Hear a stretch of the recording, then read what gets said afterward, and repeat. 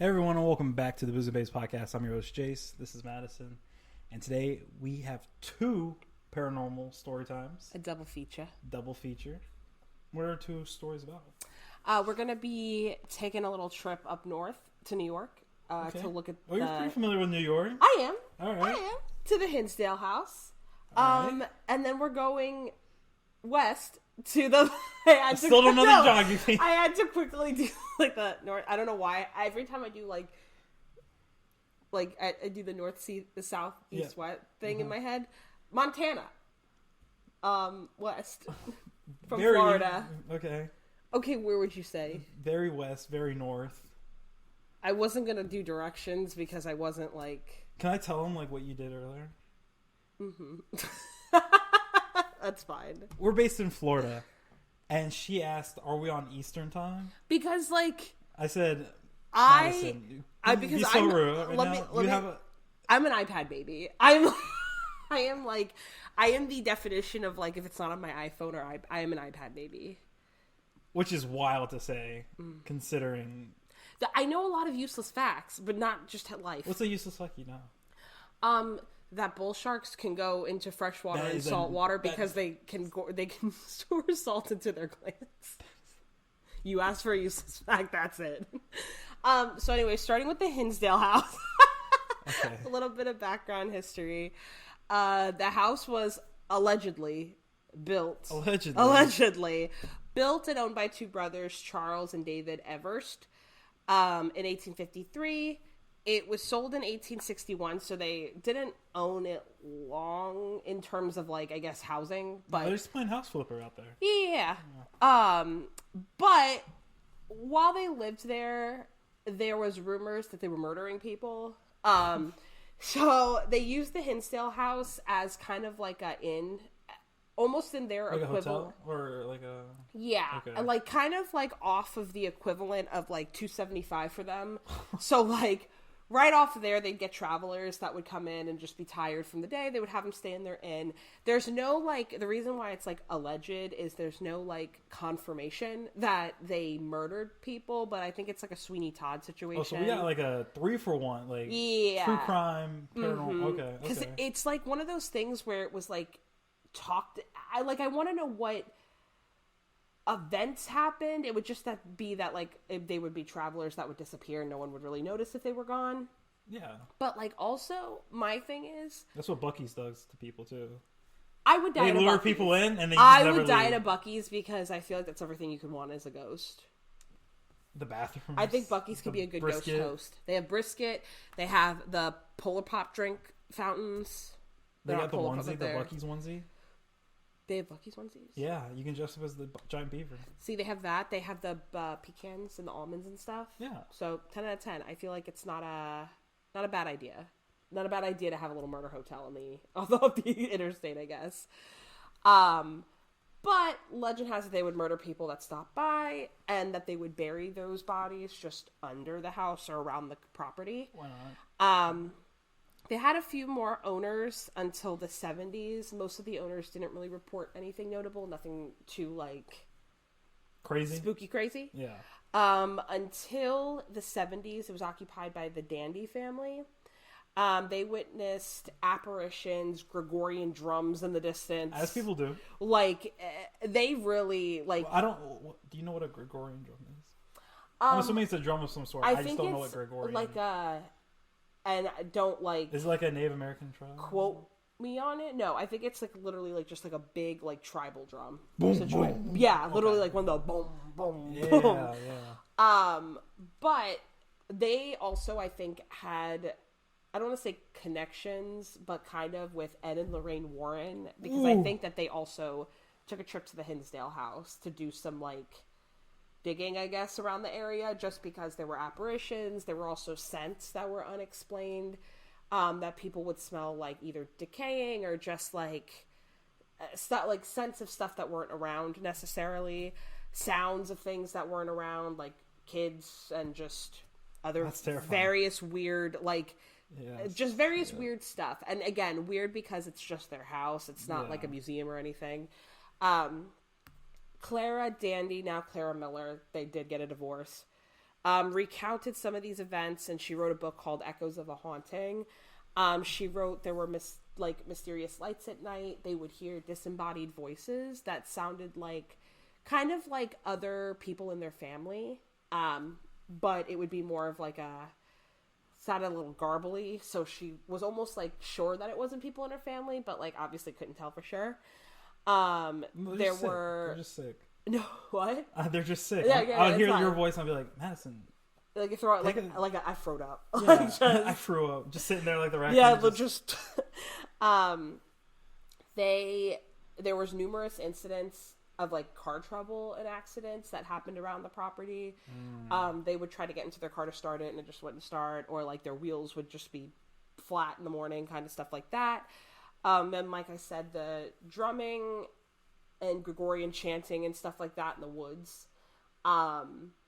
Just very jarring things for, again, a family that's not used to this kind of stuff. When is this, like 19? This stuff is in like the 1970s. Oh, okay. So I feel like it's also around the same like conjuring period of time, that I don't know if it's just that more people, I don't want to say we're making things up because I don't think that's it, but I don't know if it's one of those things where more people were like not just ignoring the random scary things that were happening in their houses. But this was, like we said, I think we said this in another podcast, but I think it's like back in the day, like in the 70s, I think people like really kind of paid attention to this. Like, you know, opposed to it now. I think it was like the Bobby Mackey podcast where we were like, people were scared. Yeah, people were scared back in the day, but now it's like, you know. And I think also nowadays there's so many cameras and stuff like that that I feel like you're more likely to be believed. But I also wonder, because I feel like I read a lot about like I guess paranormal experiences in general, where they'll show like in The Conjuring, they have like the girl floating over the bed. Like, I feel like I see a lot of pictures like that from like the 70s, 80s, but I don't see any from like 2024 of like, oh, this, like, Alex Earl took a selfie in her, like, bathroom. It's and there's, they're like... on vacation. The ghost, it's a piece. They're also on the tart trip with with everyone. Yeah. Love that. They're on other people's podcasts. Oh, we just need to get them on ours, is the problem. But yeah, so after all of that, the family was just kind of at a loss of what to do because they did have kids. They were just like, I don't know. They called the church, like most people do, to try to get an exorcism, which... I did find out that you can't do an exorcism of a house. You can only, apparently you can only cleanse the space. Oh, okay. Yeah. So you can't, like, actually get anything out because they don't, like, this isn't a living being, but you can cleanse the space. What does the cleansing the space do? I think it's kind of like the same, from what I've read, it's kind of like the same, like, thought process behind an exorcism, but it's just a little less, like, of trying to expel it from somebody's body. You're just trying to, like... Hey, stop doing that here. Yeah. Okay. Please. Please. So the family tried calling in Father Alphonsus Trebold to cleanse the space, and he denies doing an exorcism. Because everyone was like, oh, they did an exorcism of the house, and he was like, no, I cleansed the space. I didn't do an exorcism. But the activity didn't cease afterwards. It actually got worse. So just made it mad. He clearly didn't cleanse the space very well. He quite literally said, please get out.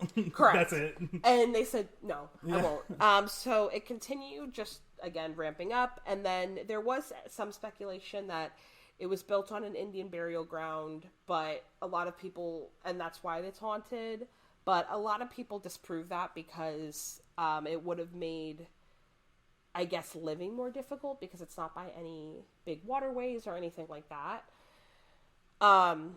So I don't think it's caused by that personally. Okay. Just Do you think it's just the bodies that they killed? I think so. Also because apparently there were some other hanging tree situations. Like a pregnant woman was hanged. Like The Conjuring. Yeah. Okay. Like a pregnant woman was hanged on the same site.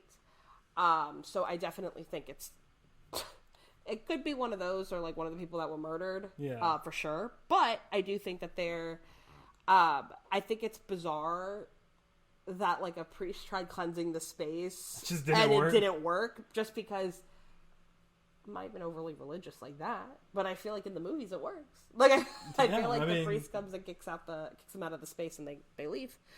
Rosa, I'm good. I packed my bags here. Yeah, so love that. That's the Hinsdale House. Since then, it's just been kind of like same. It's now a museum. Like you can stay overnight if you want. I think it's like $3.25 to stay for like 6 people or more, and you can not like bad. You can do like an overnight ghost hunt type of thing. But they said that a lot of the times there's not a ton of ghost activity. Like no one's getting harmed or anything, but they do still hear some of the disembodied that's not what you voices. want, Madison. No, I know. Hear some of the disembodied voices, see the lights at night. Like some people have reported they go to the museum, and then when they try to leave the next day, like their car doesn't start. Stuff like that. Okay. So, I don't know. I feel like there's probably haunted. I don't think it's as like haunted as the previous episodes that we have covered of people just getting like the Bell Witch and stuff. Bell Witch, Sally, Bobby Mackey, like they put all this to shame. Yeah, I was gonna say they put the D in demon. Yeah, like they put all this to shame. But I definitely think it's a murdering brother trope 100%, situation. 100%. So that's the Hinsdale House. What's our second one? The Montana prison. Bring it over west. We know you love geography. It's now a museum complex, and it's like 5 buildings. So it was originally huge. It ran from 1870 to 1979, so over 100 years. And when the 1979 was when the last prisoners, like the last group of them, got moved over to the old Deer Lodge prison, which I guess sounds like a Disney resort. No, isn't there a Disney resort? I think so. That's called like Deer Lodge or something like that.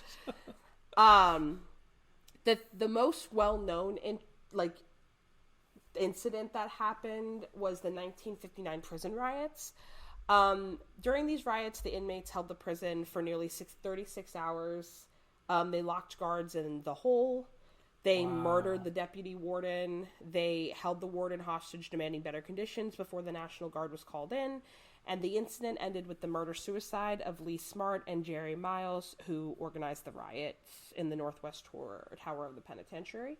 I was just about to ask, like, how do you stop a prison riot like that? You know what I'm saying? Do you just, like, send in more people? Right. So basically they just call the National Guard and they're like, hey, we don't know what to do. Hey, we just got overrun. Like, yeah, exactly. We just got overrun and there's really no stopping this at this juncture. So I think they just kind of just kept sending people in, like, please stop. Because I don't know if they, like, took the guards. Like, I want to know how a prison riot starts and then how it ends. If any prisoners are listening, please let us know if you have started a riot, and if so, how it's ended. No, it is, I don't want to say weird, but also, like, how were they notified? Like, do you think, like, someone was trying to call them, like, call the someone prison probably or left whatever? and was like, hey, bro, we got something going down in Montana. Well, that's what I'm saying. Like, do you think someone, like, escaped, or do you think it was one of those things where, like, we haven't heard from our friends down in Montana for a bit? I think a little bit of both.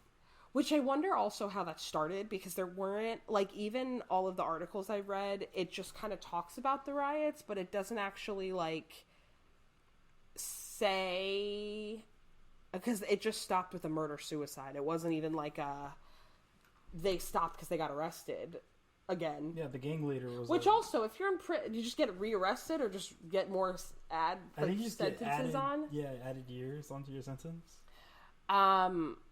I guess. But, I mean... Which is like if you got out, like, in 3 months or something. I know. And you're like, oh. Or especially if you were in the wrong place at the wrong time. And you were just like, I'm not rioting, I promise. I'm not rioting. You locked yourself in a jail cell? No, really. With the guards. Yeah. You said, I'm with you guys. I'm with you guys. Yeah, no, it definitely... Because I think a lot of, like, some inmates got harmed during the overturn and, like, just... Of course. Stuff like... And it's a prison in general. Like, dark things happen. So... Since then, though, when it closed in 1979, they didn't reopen it. They kept it as a museum, and they reopened it as a museum. But a ton of people say that they see apparitions of prisoners there. They hear voices of prisoners. They'll hear voices of, like, or, like, hear, like, the cells clinging in voices. A lot of people say they're not malicious, but they're just kind of there, which leads people to believe that it's more of like a purgatory? They're just trapped. Yeah. Okay. Because a lot of people also, I guess the people in the Montana prison, since it was the 1870s, people were getting thrown in prison as, like, not at 18 like they are now, you know? Like, it's however old. Equal rights, equal fights. So some of those people had been in the prison system their literal, like, entire lives at that point. So some people say that the spirits are trapped there because either with the riots, if they were there, they either got killed or harmed or whatever. Yeah. Or it's one of those things where they haven't necessarily gotten killed or harmed in the making of the whole prison situation. But more so that they were there. And yeah. They're just stuck. Like, now. it just sucks. Like, and because some people were like, honestly, with some people, that's all they know is prison. Which I have heard that like some people will reoffend because they want to go back. They literally don't know how to like function as like a normal human being outside of that's crazy prison. So they reoffend to get put back in prison. I've heard people getting arrested so they can get like free meals and all that kind of stuff. Yeah, literally, because which I did hear recently, you have to pay for prison. Yeah, I think there's like like you have to work for your. But like outside of it. Like, after you, like, get, like, released, if you still owe money for your stay. Oh, yeah. Well, they have, like, you can be, like, a baker. You can be, like, a worker. I don't know. No, not in prison. That's what I'm saying, though. But, like, you said, like, oh, they have to pay. I'm like, I'm sure that's part of it. Yeah, but they still owe dues when they get out of prison. Yeah, those jumpsuits aren't cheap. That's ass. I'd be pissed. Like, and then I die there, and then I get trapped there. Like, hey, pay up still. Damn. Well, regardless, that's why they said that most of the spirits there are not like malicious. Yeah, it's more like, damn, I still gotta pay my due. Yeah, they're basically just in debt for the rest of their lives to Montana. So most of that, they have seen some reports of like Lee Smart and Jerry Miles walking around of what they reported looking like. But again, nothing scary. I think that would be like a good starter ghost hunt. Because I want to jump straight to the end. Yeah, you said I'm trying to get flung. Yeah. Because I feel like they're not trying to harm you. They just want to show you Montana. They want to show you the prison. You know, they just want to be your friend. I wonder if there's like a place where you can like leave foe. like tips for them. Like if you like leave a tip, then they'll like come out and be Do you like, think hey, any ghosts work for like these museums? Like how we have. Because you know like how they're like, paid actors? Is yeah, that what you're like saying? Heaven's 3 feet off the ground situation. Like, do you think that they live within the same world we're living in, just we can't see them? But it's literally like your house is set up the same, but maybe previous owners are like sitting on the couch right now. We just can't see them. No, I don't think it's like that. Okay. Do you want it to be like that? Yeah, because Okay. I feel like that would make more sense for the prison. Maybe they just are still at the prison, just But I feel like clinging around. So, for instance, like the Sally house, since that's an old house, Yeah. the like owners from like way back when they had that like the pregnancy and they had like delivered the baby and everything there. The house I feel like has changed so much because of different owners, like maybe like getting new furniture or you know tearing down a wall or whatever. But sometimes I feel like I think the spirit could be like mad about that, like they're changing their house. Like I wouldn't want someone coming in and change my house. So you think the spirit's more like aware, or they're like, just confused. They're confused and they're like, "What's going on? This isn't that same house." That because they probably had some like stove that you had to like put wood in and charcoal. So like I now almost wonder if any of the spirits kind of walk around and they're like they look at our iPads and stuff. Yeah, and they're like, "What a time to be alive!" Right? They're like, "What's that?" I would honestly, if I were a ghost that was in like the 1800s and I had to like pee out back or something, and I saw someone like I saw you taking a good shit or something on like in air conditioning, yeah, I would kick your shit down. I would 100% knock your shit down. Which is so funny because like even I feel like people even not like old ghosts like that, but like even ghosts that like died in like the 70s or like the 60s, they'd see computers or they see like iPads and they'd be like, Even somebody like Wow. a ghost that died in like the 90s, Yeah. would still look at this and be like, what is that? Yeah, what's a touchscreen? Like, Right? Isn't that crazy to Yeah. think about? Because there's even like technology is crazy, just in general in life. They see like the new Lamborghini rolling down the street, and they're like, "What?" They said, "What is that?" Yeah, no, I definitely see that, and I could, I guess, buy into your theory. Yeah, I think they're just confused, or they're like, "Damn, I wish I was born right now." Sit right here, right now. So I guess wrapping up. Wait. I'm trying to think if we've had any other paranormal podcasts since the Bobby Mackey one. If not, I don't. Well, if we have, I don't care. But I rate this one out of 10 a 6.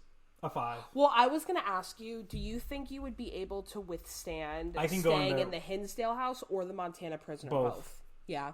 The Montana prison is giving like St. Augustine prison that it's not like, I don't want to say it's not scary, like but I feel like it's more like, there's going to be ghosts of prisoners. I don't think it's anything malicious. They're just kind of walking. Nah, like...